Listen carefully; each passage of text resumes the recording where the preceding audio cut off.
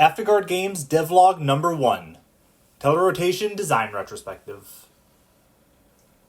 Hey, welcome to the Afterguard Games channel. My name is Jake, the lead designer and artist for Afterguard Games, and welcome to my first ever devlog? Whatever it is, welcome and enjoy your stay. So, for a little bit of history, real quick, we're a two-man game development team, and we already have a game out. It's a puzzle game called Telerotation that we're super proud of, that we worked on for about 5 years in between working full-time jobs, and while I was putting myself through college to obtain the world's most expensive coaster. You're kidding me! I'm losing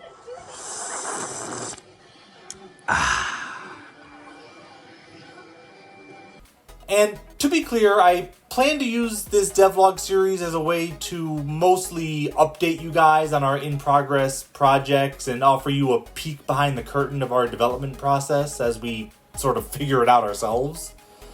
For this video, though, it'll be a little bit different, since the game I'll be talking about, again, Telerotation, is already fully complete and published. This will be more of a retrospective on the design process. I'm hoping that this video could be an interesting insight into the thought process of a couple small published indie devs, and maybe we could even help some people understand the sheer level of detail and number of considerations that go into making even what seems like a fairly simple game. But first, just an overview of the game real quick, since I know not many of you will have actually played the game I'm talking about. So I'll give you all the context you need to understand what I'm going to go over. The basic concept of the game, devised by the other half of the duo, Julian, who's the lead programmer, is that the player takes control of a character within one of two disconnected square rooms, with the goal of reaching an exit in each level through a combination of movement, rotating the rooms, and teleporting between the rooms. You might be able to tell there was a little bit of Portal inspiration in there. But basically that's the gist. The goal is in the other room, just teleport to it. It's too high to reach, rotate the room to bring it closer to you. And of course, we progressively add more and more obstacles and stipulations so it doesn't stay that easy for long. We actually took longer than you might expect to decide if we wanted the game to take on a top-down perspective or a side-view perspective where they'd be bound by gravity and be forced to jump or rotate to gain height. Because that would actually significantly affect the type of puzzles we'd be able to make, and which would be actually fun to solve. Turns out the simplest solution really is the best sometimes, because I eventually figured out that we could absolutely have both options in the game by just having it be a side view perspective, but then introducing a feature which would disable gravity when touched. So we could have levels that had gravity, levels that had free movement, and levels that featured a mix within the same level. One of the things that I had known about in a factual, literal sense for a long time, but which never really sank in fully until we made this game, was the importance of iteration. And obviously pre-planning is important, but sometimes there's no way to know what will actually feel good to play until you've mocked something up and played with it. For that reason, we didn't just make a decision and stick with it. I actually fully designed about 10 or so levels before even knowing what perspective the game would have, about half with gravity and about half without. And we played these levels honestly over and over, trying to figure out which we felt would help the game reach its full potential. For example, with no gravity, we could more easily have features that played nice with that mode of play, like maybe, I don't know, walls you could only pass through in one direction, but would block you if you tried to go in the other direction. Or maybe we could somehow integrate a block pushing mechanic, allowing for some sort of Sokoban style challenges. On the other hand, having gravity would allow us to have things like falling blocks that travel with gravity, or spikes that kill the player when touched and could more easily limit player movement. In the end, we did end up going with the side view perspective, as it was just easier to think of fun puzzles with the features that it allowed. Another prime example of the importance of iteration is the quantum block, otherwise known as entangled blocks, which are a level feature which teleports with the player, subtly changing the layout of the level as you play. This feature first came about with just the simple idea of, hey, wouldn't it be cool if there was a block that teleported with you? But then actually figuring out the details of that took a lot of trial and error, and a ton of questions arose regarding how they should act. Should quantum blocks only teleport if they start off in the same room as you? Or should quantum objects in the opposite room also teleport away as you teleport there, effectively swapping sides? Or should the levels always just be intentionally designed in a way that problem is impossible to come up in the first place, so we don't have to worry about it? If a quantum block tries to teleport onto a space that already has a block on it, should it be allowed to overlap, or should it block the teleport? And if it blocks the teleport, should it prevent the whole teleport, keeping the player also locked in place? Or should it just stop that one specific block from moving? Or should it allow the player to teleport but stop all the blocks from moving, so all the quantum blocks sort of bound together as a unit? And how would all of these questions interact with blocks that already have the ability to overlap with regular blocks? Like the fixed block, for example, which stays in place even when the room is rotated, because the fixed block actually can overlap with normal blocks. So should the same logic apply to the quantum blocks? I spent probably a month mocking up levels which assumed every different possibility and combination of possibilities, playing around with balancing what feels intuitive and understandable with what lends itself to satisfying puzzle design without being too restrictive to be interesting, nor too open-ended to be reasonably solved. I eventually ended up on a system in which entangled blocks can have one of two states, active or inactive, otherwise called entangled and disentangled. If a quantum block is in the same room as the player, it is in the entangled state and looks like this.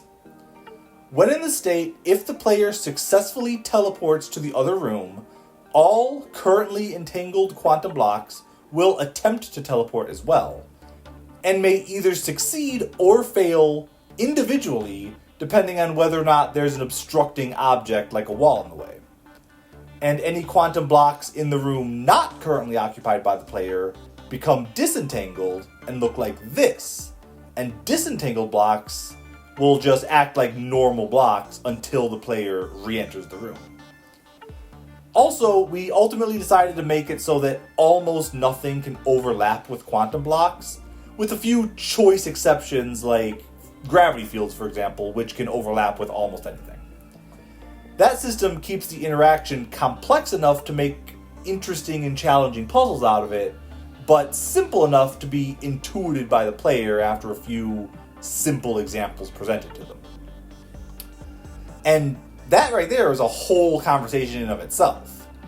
The art of getting players to understand how the various mechanics actually work without stopping the game to explain it to them in excruciating, boring detail.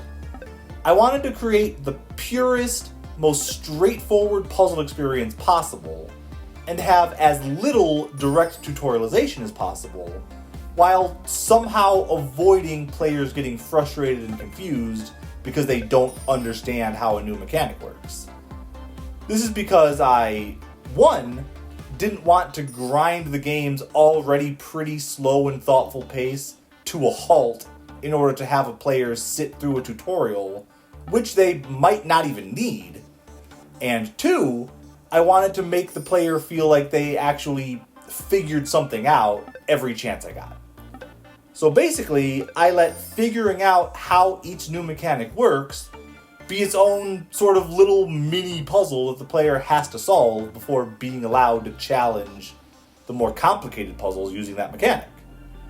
You might be at least somewhat familiar with this design philosophy if you've ever watched a YouTube video before, but basically, when a new feature is introduced, it's done so in the most simple, safe, and minimalistic way possible, such that it's almost impossible to not get at least a basic grasp of how it works, even if on accident. Then I very gradually increased the complexity until the player is manipulating these features like a pro, bending them to their will to solve complex, multi-step puzzles without ever having been directly told what they do. Or at least, that's how it feels when you're playing it, but in reality they were directly told how they work, just not with words. An example that makes his philosophy crystal clear is the restriction fields, or you could call them the anti-teleportation fields. These are areas of the level which cannot be teleported into or out of, and I was tasked with communicating that to the player without directly telling them. Because the ability of this simple feature to create unique and interesting puzzle scenarios was shockingly vast, but that whole idea falls flat if the players don't have an intuitive grasp of how the system even works in the first place. And the first thing I realized when embarking on this mission to teach without telling is to take nothing for granted. Truly nothing can be assumed to be obvious. I don't want to sound like I'm insulting anyone's intelligence. Honestly, one of my biggest goals in designing Telerotation was to help people feel smart and clever. But in order to do that, you truly cannot assume any baseline knowledge or prior experience. And you especially can't assume that players will make correct assumptions when presented with any sort of ambiguity. So I couldn't treat learning how the restriction fields work as one lesson. I needed to treat it as at least 3 different lessons learned in parallel. Lesson 1, these things cannot be teleported out of when the player is touching them. Lesson 2, they cannot be teleported into even if the player is not currently touching them. And lesson 3, all other actions the player is able to take are completely unaffected. So the first level which features these restriction fields is level 3-1, and this level may seem super simple, and to be fair it is, but you might be surprised just how much this level teaches the player. Now, it's important to note that by the time this level can be reached, the player definitely already has the hang of the basic movement as well as the rotation and teleportation mechanics. It's important to know that they cannot reach this point if they don't. The level packs in this game can be played in many different orders, but I took excruciating pains to ensure that no matter what order the player chooses, they will never be too far out of their depth nor require any knowledge that could have accidentally been skipped. So the level starts and the player actually starts already inside of the restriction field, and that's both intentional and for a good reason. I didn't want to risk the possibility of someone confusing this unnamed, unknown red stuff as something that may harm them or trap them or cause them to fail the level. So I don't force them to make the leap and touch themselves. I just place them right into it so they can see instantly that it's not harmful. Naturally, the player will then try all of the typical stuff at their disposal, movement, rotation, teleportation. And I specifically designed the level such that if they were able to teleport, just doing so once immediately right at the start would be the solution, straight up. No other rotations or fancy mechanics would be needed. So they are almost guaranteed to attempt to teleport here, but they'll find that they can't. It was very important to me to not only have them start in a situation where they can't teleport, but specifically to start in a situation where teleporting is clearly and obviously the correct thing to do, so the players are near guaranteed to try it at least once and that's how they see for themselves that it's impossible. So naturally, even if it takes a minute, most people will eventually figure out that they have to find a way to leave this red area.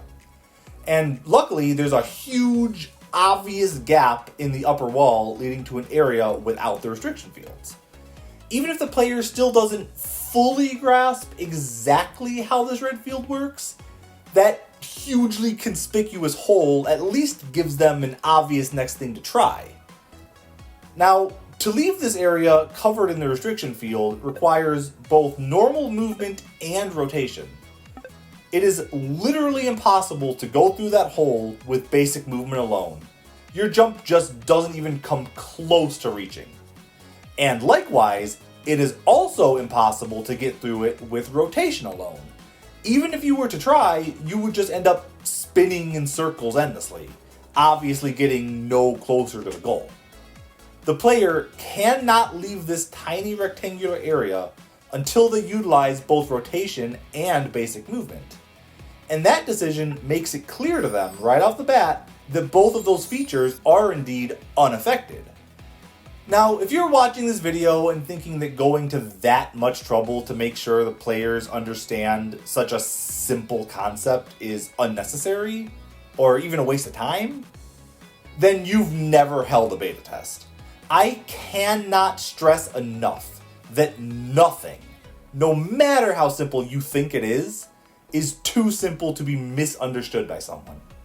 Even very smart people can make an incorrect assumption and get mentally stuck on it. Hell, sometimes intelligent people can be more prone to getting stuck on an assumption due to overthinking. And that's okay. Not everyone has a background in puzzle games, or hell, even games in general. There's always a non-zero chance that yours is the first game of this kind a child or someone previously disinterested in the hobby has ever played. And you want their experience to be a good one if possible.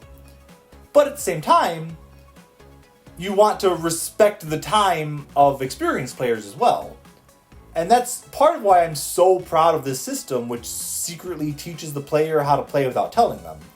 Because if you're a puzzle game fanatic, Mr. Puzz-L himself, and you instantly intuit how the fields work as soon as you see them, then you can just beat the level in like 5 seconds and move on without being bogged down with an unnecessary explanation. Everyone can spend exactly as much time as they personally need to figure it out. Nobody's bogged down, and nobody's rushed either. Now, the next level after that one teaches the inverse of all those same lessons. Once again, the obvious and objectively correct thing to do here would be to just teleport where the exit is, if you were able to. Again, the restriction field blocks a teleport, but the player isn't actually touching the field this time. So players already knew that these things can't be teleported out of, and now they also see that they can't be teleported into either. I even laid the level out in such a way that they're overlapping the restricted area first, and have to move to reach the non-restricted area, ensuring that anyone who isn't sure whether or not they can teleport into the fields will almost certainly try to do so first. And basically imagine this process repeated for all the different gameplay features spread across the 200 levels of the game, and yeah. The Falling Block Pack, for example, is arguably one of the most complex and difficult single feature packs in the game, with some of the later optional levels having massively complex multi-step solutions, and they have so many different possible states that finding the optimal solution can be an almost Herculean task sometimes. But look how the pack starts. Literally as simple as a puzzle could possibly be. There's just one single falling block right in the middle, and upon this room being rotated in any direction, the level is pretty much instantly solved. You can literally solve this level on accident. And I imagine some players do. I also tried my best within this limited art style and with my limited artistic skills to make this block just look heavy. to really elicit the idea of something that would fall if given the chance. But even if the visual iconography doesn't get through, you literally cannot beat this level without witnessing this block fall with gravity. And the process of making it happen is so simple, you could actually do it while keyboard bashing. And another important feature of these falling blocks is that they crush the player if they fall on you. And instead of someone learning that lesson the hard way when they're halfway through solving a difficult puzzle, which I imagine would be pretty frustrating, I devised a puzzle very early on in the pack in which you are almost guaranteed to be crushed, but in a low-stakes environment where you're only set back a couple of seconds. So if you don't realize that these falling blocks are dangerous and you let them fall on you, the game teaches you without really punishing you. And that was basically how I designed Telerotation, or at least how I designed a bunch of different tutorials on how to use those features, all without ever making it obvious that the players were being taught anything. Everyone I asked who played the game said that it felt to them like they were just figuring it out naturally. Yet simultaneously, almost nobody complained that they couldn't figure out how a feature worked, making almost everyone who played the game feel clever and accomplished. And I'm really happy that a game I made people feel that way. And speaking of letting everyone feel accomplished, the game even sort of lets people modulate their own difficulty of their experience by offering several different ways to play of varying difficulty. I'll show you what I mean. Let's say you're a casual puzzle fan, and you just want to relax, have a somewhat casual experience, and see the credits roll. You technically only have to beat about 2/3 of the levels of this game to do so. And it doesn't matter how those levels are beaten. You can be as wildly slow and inefficient as you want. That won't stop you from seeing the credits. And those remaining levels, the other third, they're generally quite a bit harder than the others, and they're totally optional. They don't actually contribute toward making the credits roll in any way. And they are just there for people who want more telerotation. But what if even that's not enough? What if you're an absolute fanatic who isn't satisfied with anything less than absolute mastery? That's where the stars come in. You see, every level, upon completion, gives you a score from 1 to 3 based on how efficient your solution was. Each time you rotate or teleport, it counts as a move. And if you feel so inclined, you can try to beat each level in as few moves as possible. You get 1 star by default just for beating the level, no matter what you do. You get 2 stars for being somewhat efficient, usually by using some known secondary solution that's not quite the best known one. And you're awarded 3 stars for matching the best possible score that we've been able to find for that level. You might even be able to break the game and solve a level even more efficiently than I could, but I won't say too much about that. And the thing is, when I'm playing a puzzle game, or really any game, I personally tend to feel kind of disappointed if I go above and beyond and don't get acknowledged for my efforts at all. Some people don't mind, but for me personally, I like to feel recognized for my extra efforts. But at the same time, locking extra playable content behind something like the star ratings would be frustrating for people who like solving the levels but don't care to do so over and over, looking for the most efficient solution. That sort of thing just isn't for everyone. I understand that. So the middle ground solution I came up with is honestly pretty straightforward. The more bonus content you complete, stuff like star gathering and secret hunting, you unlock new stuff like skins, backgrounds, music tracks, and some stuff I won't say directly because that knowledge is for players who earn it. But the point is, it's all stuff that rewards players for extra effort, but not anything that makes the more typical players feel like they're missing out on much. There's no secret 11th pack or anything, I promise.